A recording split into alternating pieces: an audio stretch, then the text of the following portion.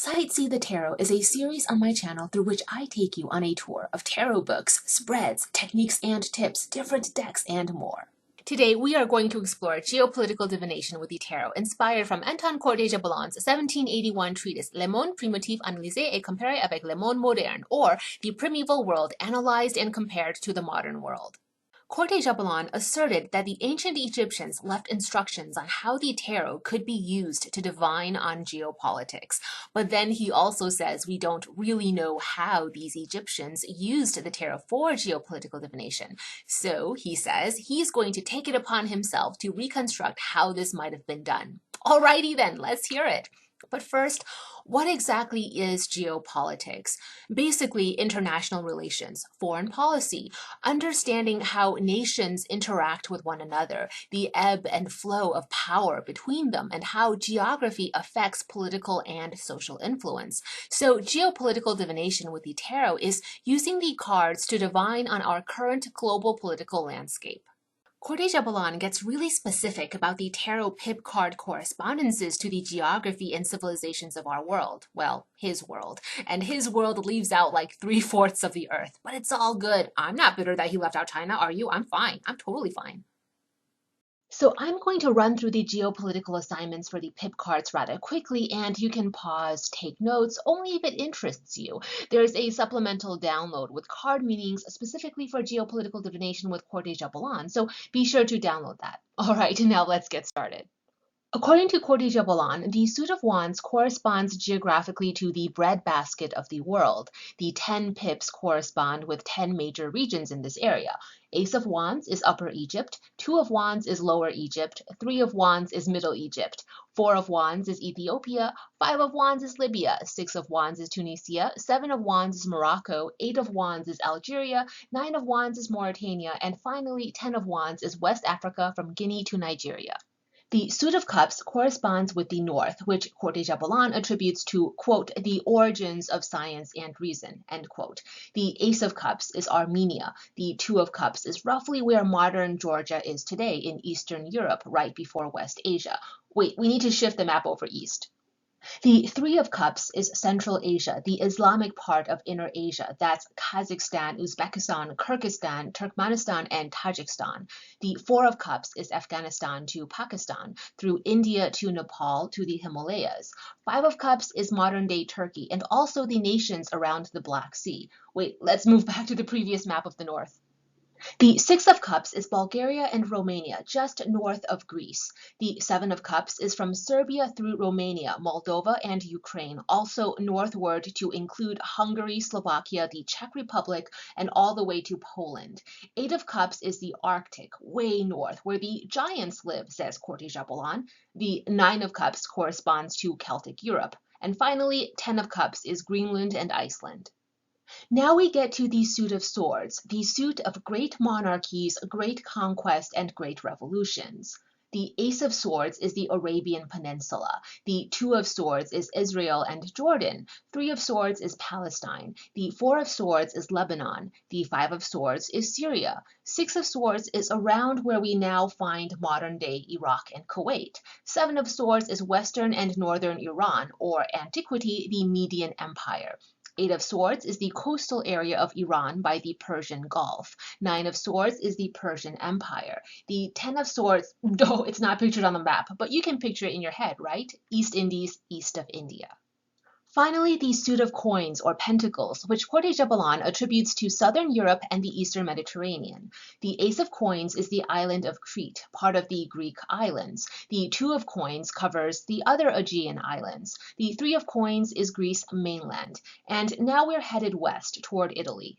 The four of coins is Italy, the boot.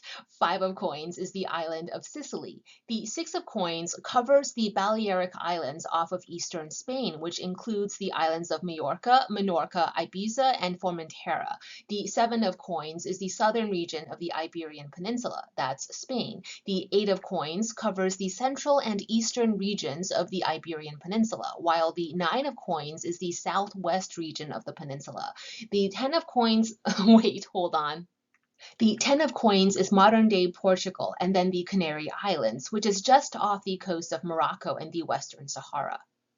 Bear in mind that the first printing of Court de Gébelin Monde primitif was around actually 1776, which is the time of the American Revolution. So his geographic attributions are kind of within the physical scope of the political regions he would have been most familiar with. Later on in the 1900s, Aleister Crowley gives his geographic attributions for the tarot, which cover much more of the world than Court de Gébelin. One more layer of meaning for geopolitical divination with the tarot. The wands correspond with agriculture and artisans. You may remember this from our episode on Papus. The cups correspond with the clergy and priesthood. The cups will denote the culture and region of the nation. The swords correspond with lawyers, judges, nobility, and the military. This is the civil law and policy of a people. The coins or pentacles correspond with commerce and the occupations designated by money. This is the economics of a region. The four suits of the minor arcana are also layered with attributions to the four regions of the world. Okay, fine, so Court de Gébelin does make some mention of my peoples in East Asia. The suit of wands, or batons, is associated with the southern quadrant, namely Africa. The suit of cups is north, where the Celto-Scythians are from. The suit of swords denotes the Occidental people, or east, as in the continent of Asia. And the suit of coins, or pentacles, is Europe, the west, which I suppose includes the Americas? I'm not sure. It's not explicit in the text. If we're using racial terminology from the late 1700s, what Court de Gébelin would have been familiar with, then, well, shall we say, people of color fall somewhere either in the suit of wands or the suit of swords, and the Caucasoids would be either cups or coins. Some of you seasoned tarot readers might be scratching your head just a little bit because, yeah, these attributions are a little bit different from present-day majority view. The court cards of each suit represent heads of state or key political figures in the corresponding regions. The kings of the tarot court represent either the heads of state from each of the noted regions of the world that their suit corresponds with, or they represent an influential leader in the occupational industry that the suit corresponds with. The queens, according to Court de Gébelin, represent religious thought, moral codes, cultural customs, political sentiments, and general public opinion of their respective regions, corresponding to their suits.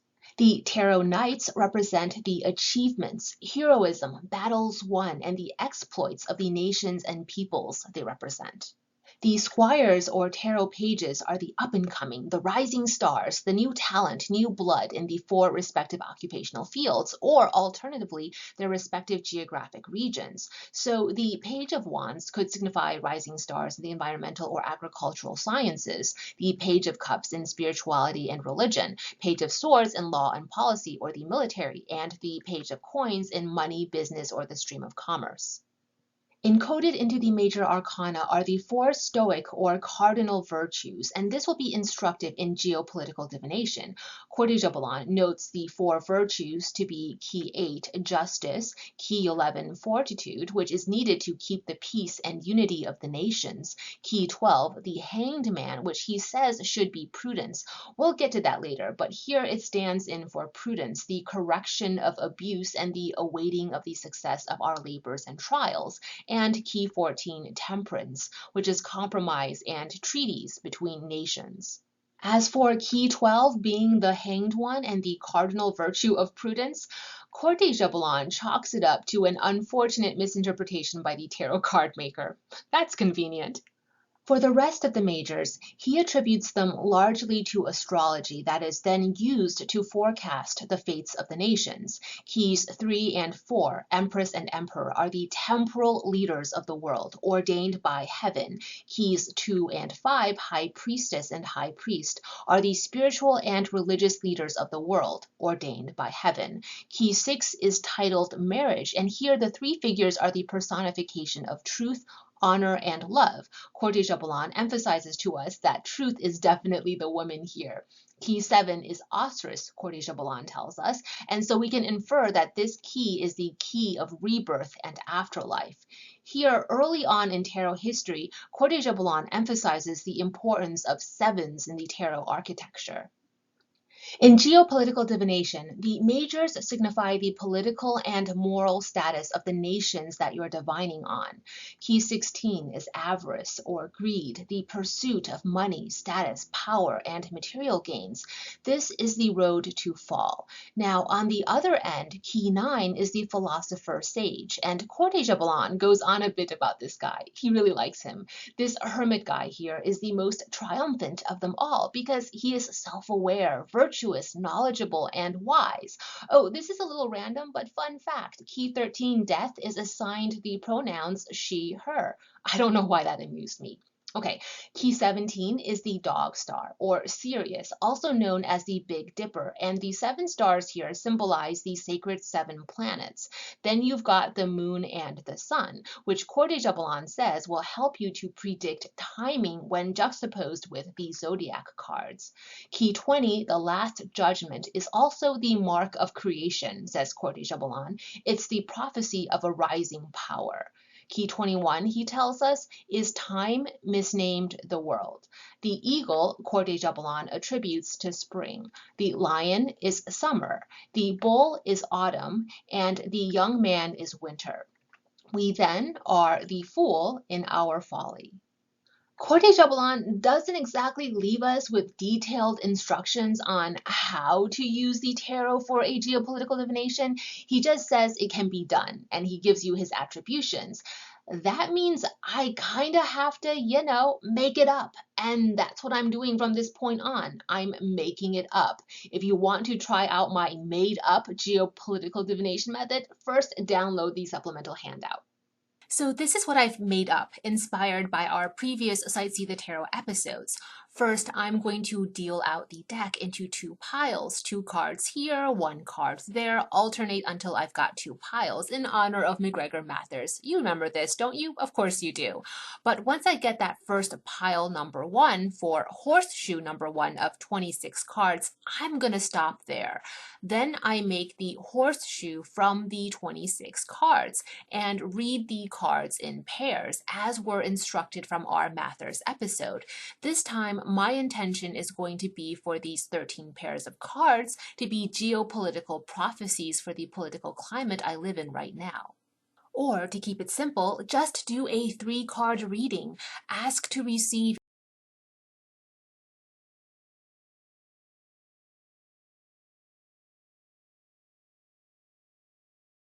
You remember the Mathers episode, right? We talked about the 3 essential prongs of predictive tarot reading or traditional fortune telling, and that was card knowledge, intuition, and psychic ability.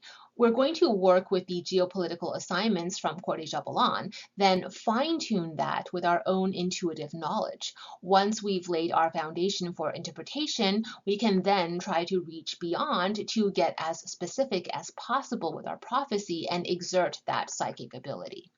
Let's work with that 3-card reading from earlier, the Page of Wands, Judgment, and the 10 of Coins, or 10 of Pentacles. We start with ascribed card meanings. What did Court de Gébelin attribute these particular cards to in terms of geopolitics? We're going to check the card meanings reference sheet for that. But you'll quickly see that it's a little bit vague and maybe not make too much sense, so we have to add on a layer of intuition and reach into our intuitive knowledge to better understand what these cards are trying to reveal. If we had to deconstruct intuition, we might say it's a combination of your gut feelings, your emotional values, and then both sensations and your automatic impulses. Let's start with the Page of Wands. We're going to list out all possible attributions for this card per Court de Gébelin.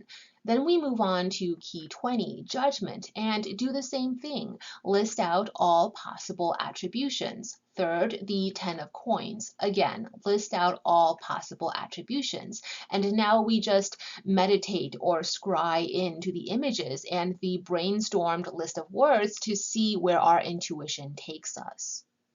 In other words, the beginner level step 1 here for geopolitical divination is to set down some baseline card knowledge. Court de Gébelin reconstructed for us what he believed the ancient Egyptians used for geopolitical divination. Next, we layer on our intuition. So here, trust your gut feelings, lean into your emotions, trust them, and observe your own sensations and automatic impulses. So for the Page of Wands, let's say I can narrow down what I believe this card is indicating by applying intuitive knowledge over the card knowledge. Same with key 20, judgment, and again with the 10 of coins. I'm essentially using my intuition as a process of elimination. Somewhere between intuition and psychic ability, I'm narrowing it down even further, chipping away at the baseline card knowledge, especially if I'm reading the positioning of that Page of Wands as being more past than present or future. I'm reading key 20 as revealing what's happening right now to this Page of Wands, this up-and-coming political figure. And the 10 of coins will be the main prophecy for what this Page of Wands public figure will be able to do for the economy of a nation state somewhere along the Atlantic coast. So what we just did back there was use our intuition to round out card knowledge. Now, don't expect me to share with you what I think that little 3-card reading of mine foretells about American politics, but I've certainly got a very specific guess. The Papist reading method we learned in a previous episode would also work great here. Start with the first tier of 4 cards, which should be all from the same minor arcana suit. Following Court de Gébelin suit attributions, if you want to read about one of the geographic regions, nation states, or just occupational industries related to the suit of wands, then you only read the first tier 4 cards with this pile. Yeah, Court de Gébelin made some mention of Atlantis in the suit of wands. Nice, huh? Northern Hemisphere, Scandinavian countries, Eastern Europe, Celtic Europe, go for the suit of cups, or if you're reading about the global state of healthcare or religion and spirituality. The suit of swords corresponds with the Asian continent, or you can choose the swords if you want to read specifically about law and policy or an international conflict. The suit of pentacles corresponds with the Western Hemisphere for Europe and the Americas. This is Southern and Western Europe. Then proceed with the first tier or quaternary 4-card reading using your selected suit, drawing just from those 14 cards. This will divine upon the state of affairs for that geographic region or the industry you're reading about. For the 3-card reading, the trinity within the quaternary, draw from the major arcana to round out your reading for this region or industry. And to really take it to the next level, the 12-card zodiac reading to consider all other relations, interactions, and influences.